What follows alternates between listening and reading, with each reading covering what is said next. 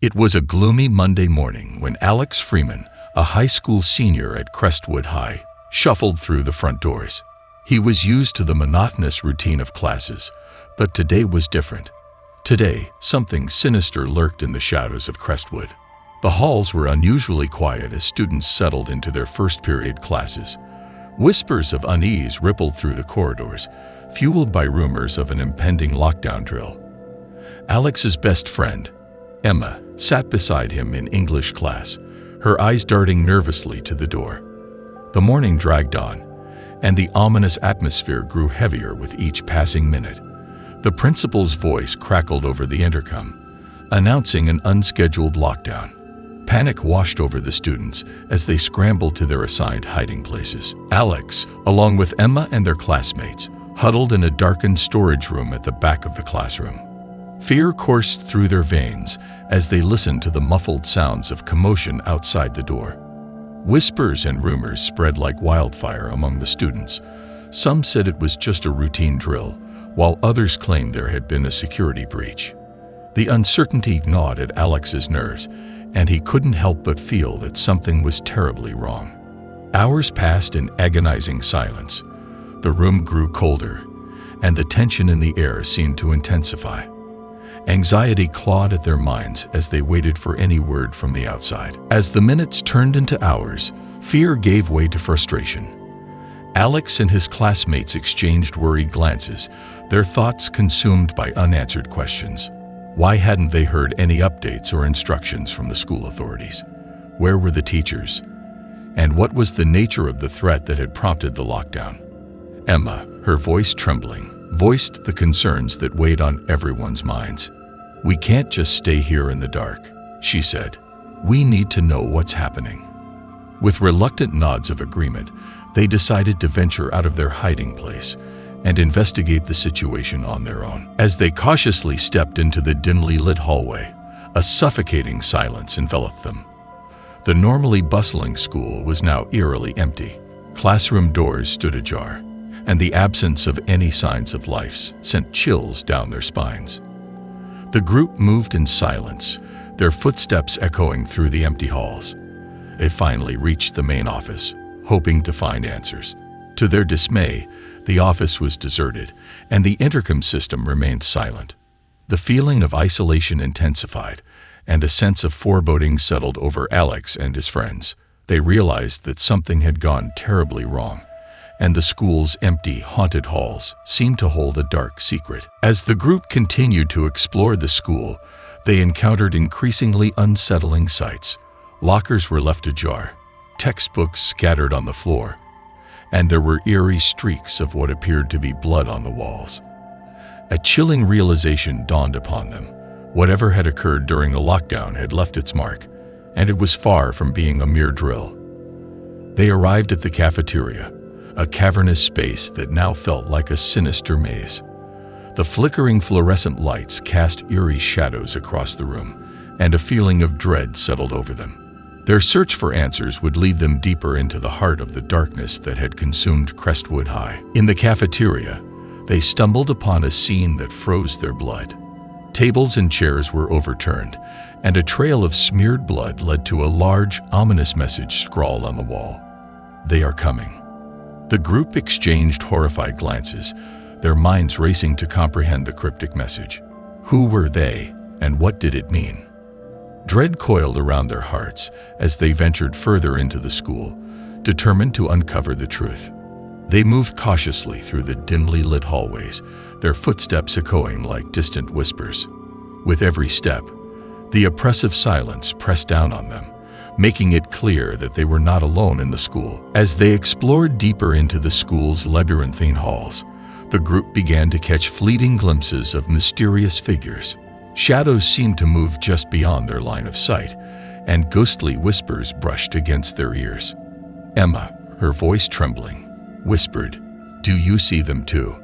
The others nodded, their hearts pounding with fear. The figures, barely visible in the dim light, moved with unnatural grace and speed, vanishing into the darkness before they could be identified. It was clear that something malevolent lurked in the shadows, and they had become unwitting players in a nightmarish game of hide-and-seek. The group's journey through the school became a harrowing odyssey as they encountered more chilling signs of the malevolent presence that haunted Crestwood High. Desks were arranged in disturbing patterns, and graffiti messages covered the walls, each one more sinister than the last. As they delved deeper into the darkness, the sense of being watched intensified. Whispers echoed through the corridors, mocking and taunting them, as if the very walls held a malevolent consciousness.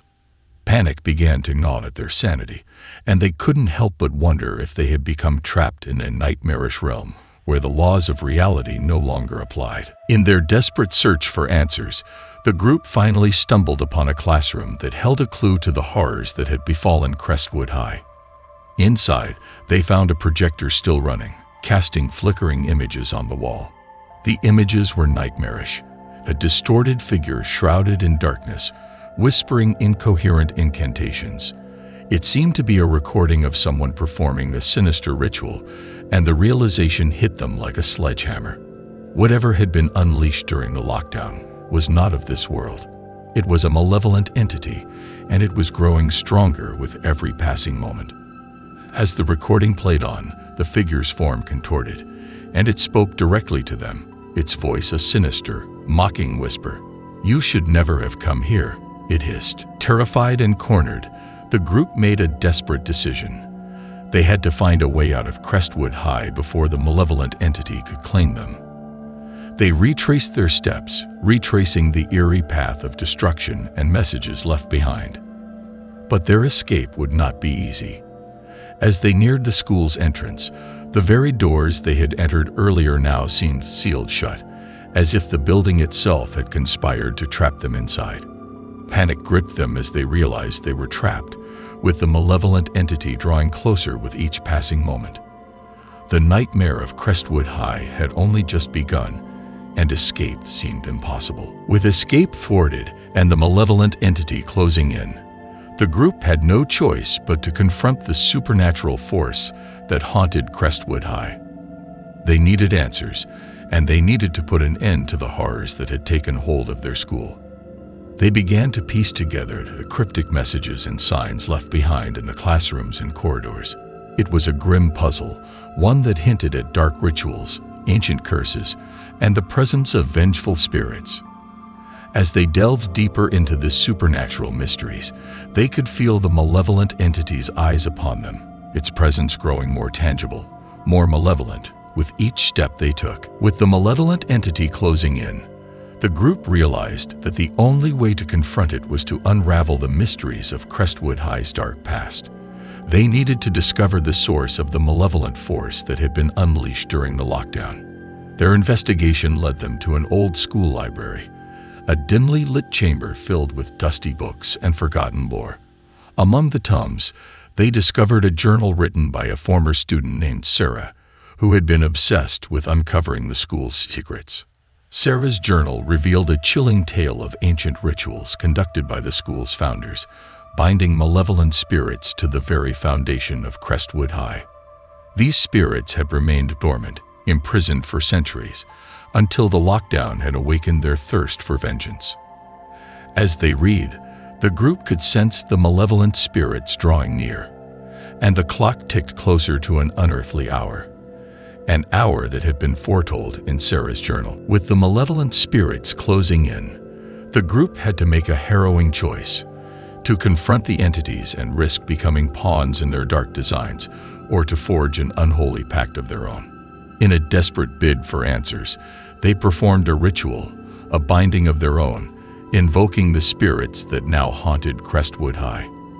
As the candles flickered and the room filled with an oppressive chill, they called upon the malevolent entities to reveal their purpose and grant them safe passage. Their voices trembled as they made their pact, promising to seek out the entity's desires and carry out its will in exchange for sparing their lives.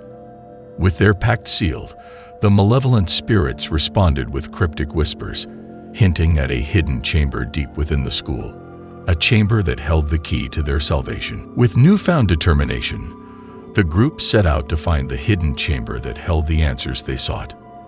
They navigated the labyrinthine corridors of Crestwood High, following the cryptic instructions whispered to them by the malevolent spirits. The journey was fraught with danger as the malevolent entities sought to test their resolve. Doors slammed shut, ominous shadows danced on the walls, and ghostly figures emerged from the darkness, taunting and luring them deeper into the school's sinister depths. As they reached the heart of the school, they finally stumbled upon the Chamber of Secrets, an ancient room concealed from prying eyes for centuries. Within the hidden chamber, the group uncovered a grisly tableau of ritualistic symbols and arcane artifacts. It was a place of unspeakable horrors, where the malevolent entity's influence had been at its strongest. As they explored the chamber, they discovered a journal left behind by Sarah, the former student who had sought to unravel the school's secrets. Her journal recounted her descent into madness as she became ensnared by the malevolent entity's malevolent influence. But the most chilling discovery awaited them, a cryptic gateway to another realm, a portal that beckoned them to confront the malevolent entity face to face. With trepidation, they realized that the time had come to confront the malevolent entity and discover the true nature of its malevolent agenda. As the group stood before the cryptic gateway, a palpable sense of dread hung in the air. They knew that the malevolent entity lurked on the other side, waiting to reveal its sinister intentions. With a deep breath, they stepped through the portal and were immediately engulfed by an otherworldly realm of darkness. The air was thick with malevolence, and twisted, nightmarish landscapes stretched out in all directions. At the center of this nightmarish realm, they found themselves face to face with the malevolent entity, an entity that defied description. Its form shifted and writhed, a swirling mass of shadow and malevolence. The entity spoke, its voice a discordant chorus of agonized souls. "You seek answers, mortals, but you are ill-prepared for the truths that lie beyond." The malevolent entity revealed its malevolent agenda, a plan to unleash its dark influence upon the world, using Crestwood High as a conduit. It sought to spread chaos, despair, and suffering far beyond the confines of the school. The entity's malevolent power was rooted in the ancient rituals that had bound it to the school's foundation. It had waited for centuries, biding its time, until the lockdown had provided an opportunity to escape its prison and wreak havoc. The group realized that they were the only ones standing in the way of the entity's malevolent ambitions. With newfound determination, they vowed to thwart its plans and put an end to the malevolent force that had plagued Crestwood High. The group's confrontation with the malevolent entity escalated into a battle of wills, a struggle for control over their own minds and the fate of Crestwood High. The entity unleashed a barrage of psychic attacks, delving into their deepest fears and regrets, seeking to weaken their resolve. But the group drew strength from their unity and their pact with the malevolent spirits. With each passing moment, the entity's power waned as they pushed back against its malevolent influence. Their determination to protect their school and their own lives burned brightly, a beacon of resistance in the darkness. But the entity was not easily defeated, and the battle was far from over. In their desperate battle against the malevolent entity, the group realized that the only way to defeat it was to make a sacrifice of their own. They needed to offer something of great significance, something that would weaken the entity's hold over Crestwood High. One by one, they stepped forward, each offering a piece of their own memories, their own fears, and their own regrets. As they made their sacrifices, they could feel the malevolent entity's grip weakening, its power waning. But the final sacrifice, the most painful of all, remained. One among them would have to offer something far greater, something that would test the very limits of their resolve. As the group prepared for the ultimate sacrifice, tension and fear hung heavy in the air. They knew that one of them would have to give up a part of themselves, a piece of their very soul, to weaken the malevolent entity. With tearful farewells, they made their choice. It was Alex, their unwavering leader, who stepped forward. He had carried the burden of responsibility from the beginning, and now he would bear the weight of this sacrifice. With a deep breath, Alex offered a part of his own soul to the malevolent entity. It was a searing, agonizing ordeal, as if a piece of his very essence was being torn away. The entity shrieked in pain, its form contorting and writhing. It weakened, its malevolent influence over Crestwood High diminishing. But the sacrifice had taken a toll on Alex, and he would never be the same again. As the malevolent entity writhed in pain, weakened by the sacrifices made by the group, they realized that victory was within their grasp. With one final surge of determination, they confronted the entity head-on, unleashing their collective willpower and the power of the malevolent spirits they had bound themselves to. The entity let out a deafening, otherworldly scream, its form collapsing in on itself, consumed by the very darkness it had sought to unleash. Crestwood High trembled as the malevolent entity was banished, its malevolent influence shattered. The nightmarish realm they had entered began to crumble, and they found themselves back in the school's hidden chamber. The nightmare of Crestwood High had finally come to an end. With the malevolent entity defeated, Crestwood High began to return to normal. The cryptic messages and signs that had haunted the school faded away, and the oppressive atmosphere lifted. But victory came at a great cost. Alex, who had sacrificed a part of his soul to defeat the entity, bore the scars of his ordeal. He was forever changed, haunted by the memories of the malevolent realm and the sacrifices that had been made. The group knew that they could never forget the horrors they had faced, but they had emerged stronger and closer than ever before. In the aftermath of their harrowing ordeal, Crestwood High slowly began to heal. The scars of the malevolent entity's presence were not easily erased, but the school's spirit endured. The group of friends, bound together by their shared experiences, became a source of strength and support for one another. They vowed to protect Crestwood High from any future threats, to ensure that the horrors they had faced would never return. As the days turned into weeks and the school year came to a close, Crestwood High began to regain its reputation as a place of learning and growth, rather than a place of darkness and despair. Despite their victory, there were still lingering mysteries surrounding Crestwood High and the malevolent entity that had plagued it. The group couldn't help but wonder who had orchestrated the lockdown and awakened the ancient evil. As they delved deeper into their investigation, they uncovered a trail of clues that led them to a secret society of individuals who had sought to harness the malevolent entity's power for their own dark purposes.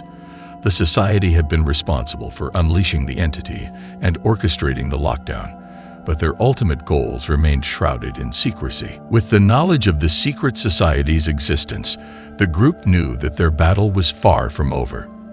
They had thwarted the malevolent entity's plans, but the society's members still posed a threat. Determined to protect Crestwood High and prevent any further harm, the group embarked on a mission to expose the society's dark agenda and put an end to their machinations. They knew that they couldn't do it alone and sought allies among the faculty, students, and even the malevolent spirits they had forged a pact with. Their investigation into the secret society led them to a final climactic confrontation, an underground lair hidden beneath Crestwood High. In the depths of the lair, they discovered a vast network of tunnels and chambers, filled with arcane symbols, ancient texts, and dark rituals. As they confronted the society's members, a fierce battle erupted. The society's leaders, cloaked in shadows and wielding malevolent power, sought to protect their secrets at any cost. But the group, armed with the knowledge they had gained and the strength of their bond, fought back with determination. With each passing moment, the society's grip on Crestwood High weakened, and their malevolent plans unraveled. In the underground lair, the group managed to expose the society's malevolent agenda to the world, revealing their dark rituals and sinister plans. As the truth came to light, public outrage grew, and the society's influence crumbled. The society's leaders, faced with the consequences of their actions, fled into the shadows, their malevolent power waning. Crestwood High was finally free from their influence, and the school began to thrive once more. With the society's demise, Crestwood High could finally move forward. The school became a symbol of resilience and strength, a place where students and faculty could focus on learning and growth without the specter of darkness looming over them. The group of friends who had faced the horrors of the lockdown and the malevolent entity remained bonded by their shared experiences. They knew that they had been forever changed by the ordeal, but they had emerged stronger and more determined than ever. As they looked to the future, they were filled with hope that Crestwood High would continue to shine as a beacon of light, despite the darkness they had faced. Years passed, and the events of the lockdown and the battle against the malevolent entity became a distant memory. The group of friends had moved on with their lives, but they never forgot the lessons they had learned and the bonds they had forged. Crestwood High had become a place of legends, a school with a storied history of triumph over darkness. The stories of the lockdown and the group's courageous battle against the malevolent entity were passed down through generations, a reminder of the school's enduring spirit. And so, the tale of Crestwood High's harrowing ordeal came to an end. It was a story of fear and courage, of darkness and light, and of the unbreakable bonds that can form in the face of adversity.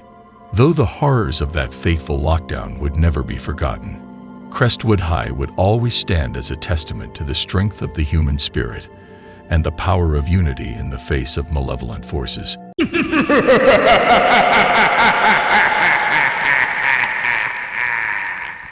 In the heart of a dense, ancient forest, there stood a secluded cottage, said to be cursed by the presence of a vengeful witch. Locals whispered tales of inexplicable occurrences, shadows that moved on their own, and eerie lights flickering in the dead of night. A young family, unaware of the cottage's dark history, decided to make it their home. Mark, Lisa, and their curious daughter, Emily, moved in, hoping for a peaceful life away from the bustling city. Soon after their arrival, strange things began to happen. Objects moved on their own, and Emily claimed to have seen a woman in black robes wandering in the woods. Mark dismissed these as mere fantasies, but Lisa couldn't shake off the feeling of unease that settled over the cottage. Lisa delved into the village's history and uncovered the legend of Ilara, a powerful witch who had cursed the land centuries ago. It was said that her spirit still lingered, seeking revenge for a past betrayal. As the clock struck midnight, the cottage came alive with supernatural energy. Shadows danced on the walls, and eerie chants filled the air. The family, now terrified, realized that the legend of Ilara was more than just a story. Emily, the youngest member of the family, seemed oddly drawn to the supernatural occurrences. She claimed that Ilara spoke to her, telling her tales of her tragic past and the betrayal that had led to her vengeful spirit. One stormy night, Ilara's spirit grew stronger. She revealed to Emily an ancient ritual that could grant her physical form once more. Emily, influenced by Ilara's persuasive words, started gathering the necessary ingredients for the ritual. Mark remained skeptical, believing that it was all a product of their imagination. He dismissed Emily's claims and Lisa's fears, chalking it up to the stress of their new surroundings. Little did he know that Ilara's power was growing stronger each day. The veil between the spirit world and the living world grew thinner. Ilara's influence extended beyond the cottage, affecting the entire village. Crops withered, and once friendly animals turned aggressive, all signs of the witch's growing wrath. Desperate to save her family and the village, Lisa agreed to help Emily perform the ritual. Unbeknownst to them, the ritual required a sacrifice, a fact that Ilara had conveniently left out. The atmosphere grew charged with dark energy as they prepared to summon the vengeful witch. The ritual commenced, and Ilara's spirit manifested, her form shifting from ethereal mist to corporeal reality. With each passing moment, her power grew, and the surroundings darkened as if night had fallen prematurely. Ilara, now in physical form, engaged in a battle of wits with the family. She used their deepest fears against them, manipulating their minds and testing their resolve. Lisa, Mark, and Emily had to rely on each other to outsmart the cunning witch. In a moment of clarity, Emily remembered an old family heirloom, a protection amulet said to ward off evil spirits. With newfound hope, they retrieved the amulet and used it to weaken Ilara, whose powers waned in the presence of the ancient artifact. The cottage itself seemed to come alive, revealing its own secrets. The walls whispered forgotten incantations, and ancient symbols glowed faintly. The family realized that the cottage was a sanctuary, a place where the forces of good held some power against Ilara's darkness. Empowered by the protection amulet and the cottage's ancient magic, the family confronted Ilara. A fierce battle ensued, with magical energies clashing in a dazzling display of light and shadow. It was a battle not just for their lives, but for the very soul of the cottage and the village it stood in. In a moment of bravery, Emily stepped forward, offering herself as a sacrifice to bind Ilara's spirit once and for all. Tearfully, she hugged her parents, knowing the risks. With a burst of blinding light, the witch and Emily were consumed, merging their fates in a final sacrificial act. With Ilara's spirit finally at rest, the cottage settled into an eerie calm. The malevolent energy that had plagued the family and the village dissipated, replaced by a sense of peace. The cottage, once a place of fear, had become a sanctuary, its walls now echoing with whispers of gratitude.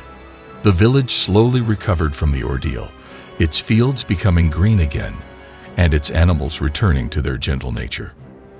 The family, although heartbroken over Emily's sacrifice, found solace in the knowledge that their daughter had saved them all.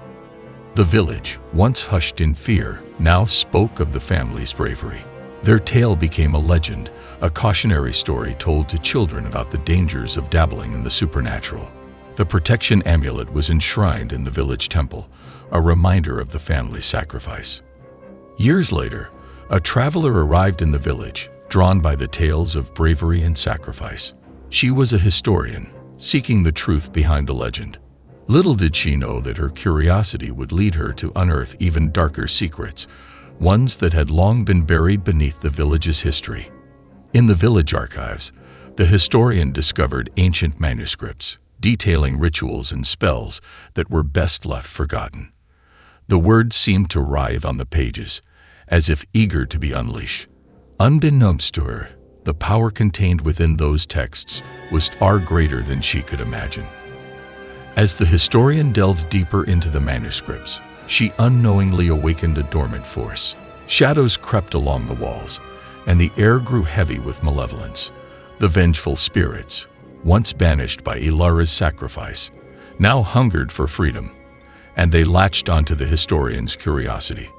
The village, blissfully unaware of the impending danger, experienced strange phenomena once more. Crops withered, and the once friendly animals turned feral. The protection amulet, once a symbol of safety, began to lose its glow, as if its power was being drained. The historian, sensing the darkness she had unleashed, frantically searched for a way to undo her actions. She retraced her steps, trying to decipher the ancient texts to find a solution. Little did she know that the vengeful spirits had marked her as their vessel, and her fate was intertwined with their release. With time running out, the historian attempted a desperate ritual to banish the vengeful spirits. The air crackled with dark energy as she chanted incantations, trying to bind the spirits once more. But the spirits, now free, fought back with a ferocity born of centuries of imprisonment. The village, once thriving, descended into chaos. Madness gripped the residents as the vengeful spirits fed on their fear and despair. The historian, realizing the magnitude of her mistake, sought help from the villagers, but her pleas fell on deaf ears, drowned out by the spirits' haunting whispers. Through her research, the historian discovered a chilling truth. Her bloodline was linked to the ancient witch who had cursed the land. She was a descendant, and her actions had inadvertently triggered the spirit's release. The burden of her ancestors' sins weighed heavily on her shoulders. One night, as the historian struggled to find a way to save the village, a vengeful spirit appeared before her. It offered her a bargain. If she could solve a riddle, the spirits would spare the village.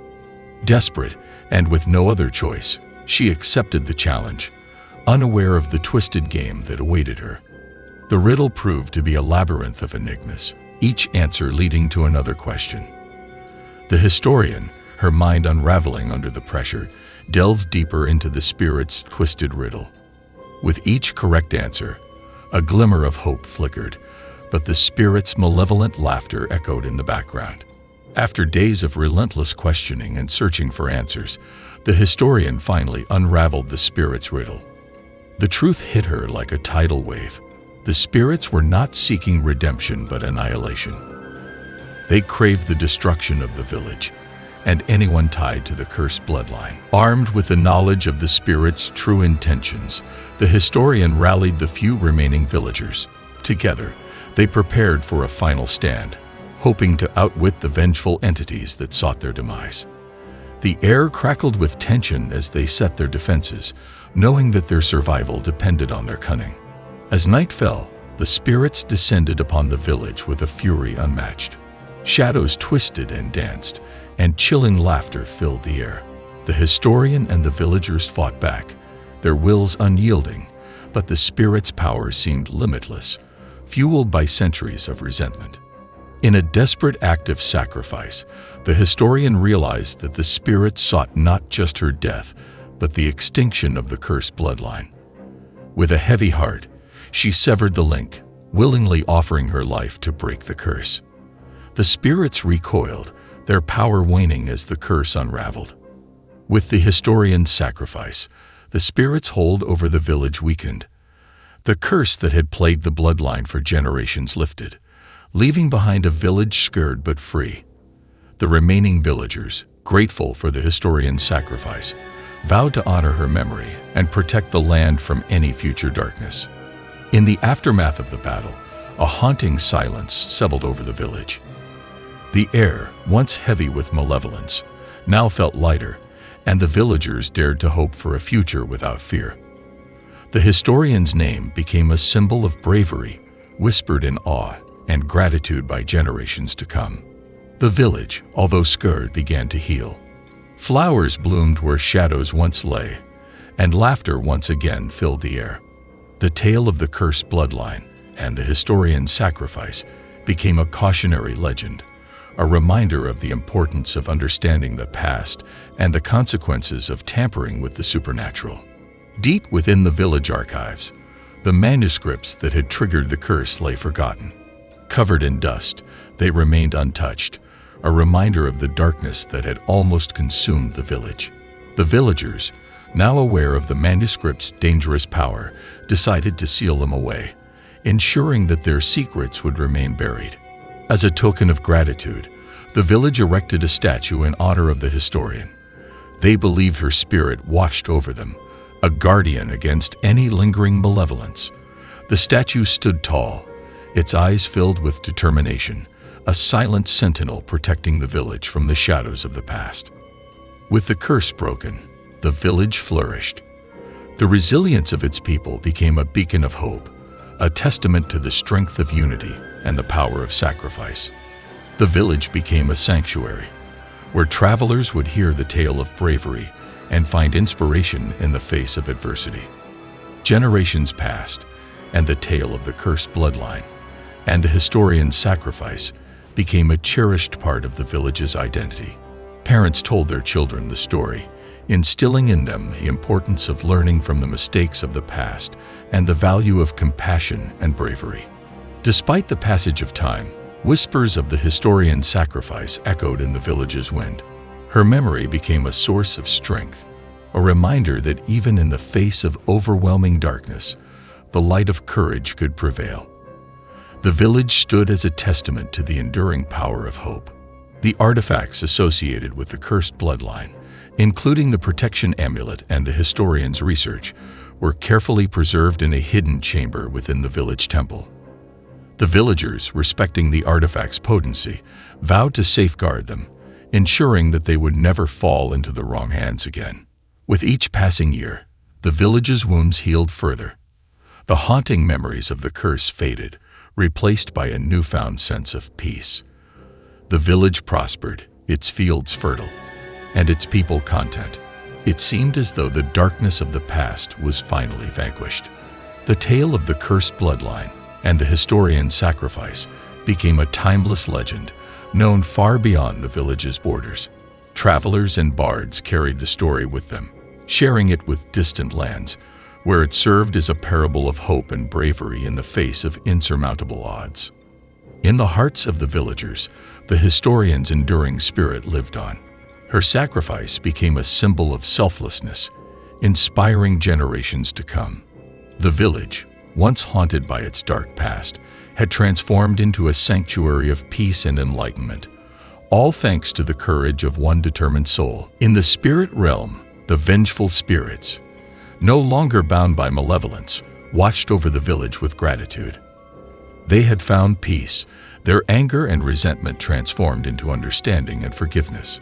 Their unseen presence enveloped the village in a protective embrace, ensuring that the darkness of the past would never return. The village, now a beacon of hope and resilience, continued to thrive.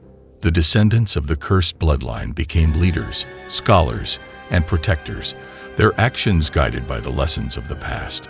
The historian's sacrifice had paved the way for a future filled with harmony and compassion. The guardian statue of the historian stood tall, its unwavering gaze fixed on the horizon.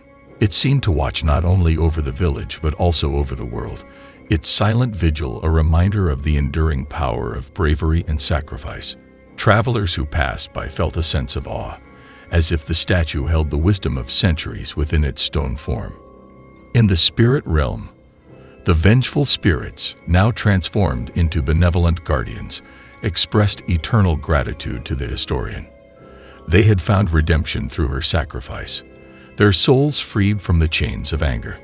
They watched over the village with affection, their presence a silent assurance of protection and peace.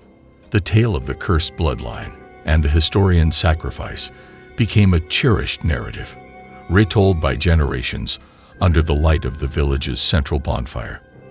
As the embers flickered and the stars shone above, the story served as a reminder that even in the darkest of times, the human spirit could triumph, illuminating the path to a future filled with hope and endless possibilities.